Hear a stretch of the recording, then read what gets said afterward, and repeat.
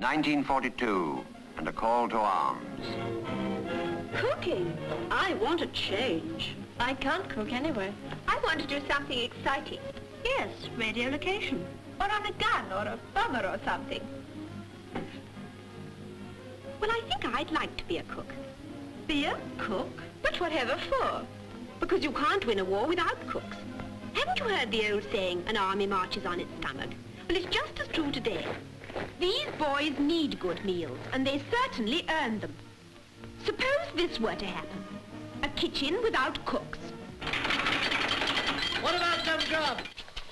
Well, if you could fall for propaganda like that, you'd fall for anything. But there wasn't really much need for it. They were there and doing their stuff nobly. You should have tried that cabinet pudding. Total war, with custard on it. Just about then, they brought in the victory hairstyle for women. Not so much a style, really, as a chopping off to prevent the locks being caught up in the works.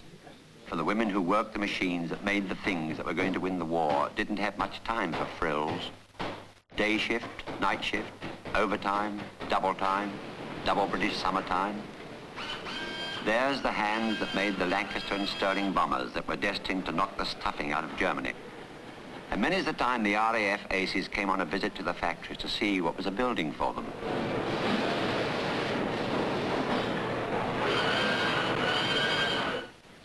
The Royal Air Force, each day swelling its ranks and growing stronger, each day increasing its power to hit back really hard.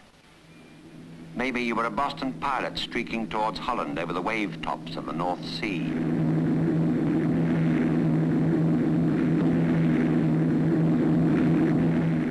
Over the Dutch coast, your nose down and lifting over each dike. Rushing onwards at 0 feet to seek out the factories producing equipment for the Nazi armies. Like this electrical plant at Eindhoven.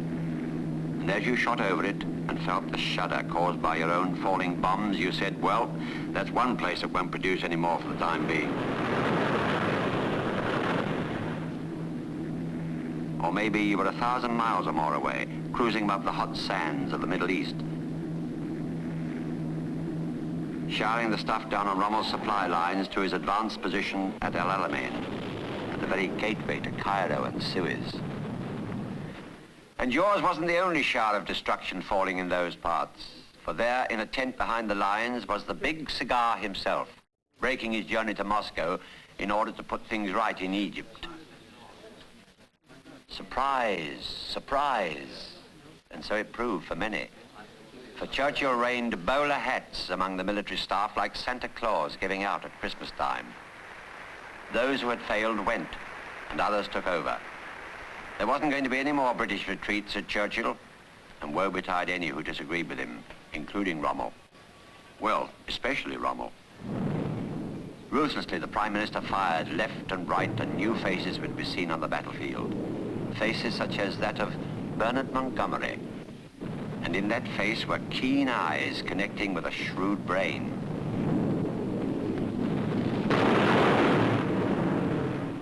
But what Monty needed were the tools to do the job.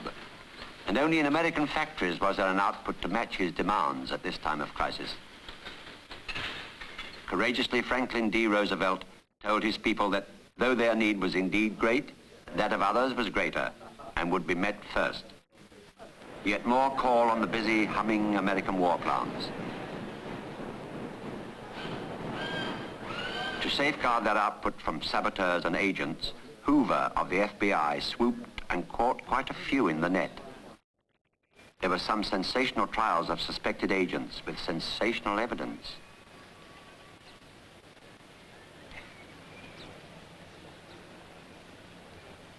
A hidden movie cameraman produced film shots of a gentleman selling key documents and photographs to a fake enemy agent planted by the FBI.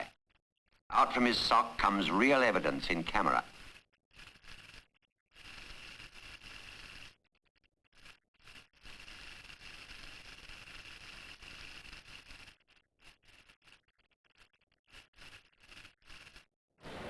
Yet, though nearly 100% successful, Hoover missed one or two.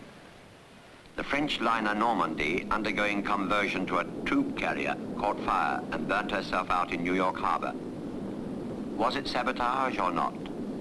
Nobody could prove, but it was a bitter blow. Meanwhile, at Alamein, more burning. The last attack mounted by Rommel against Egypt had brought him heavy losses and a quick pull back. The threat for the time being averted, the British staff could concentrate on their own offensive plans. At long last, convoys to Malta were getting through, and though the ships were battered and battle-scarred, they brought enough for the defenders to carry on with.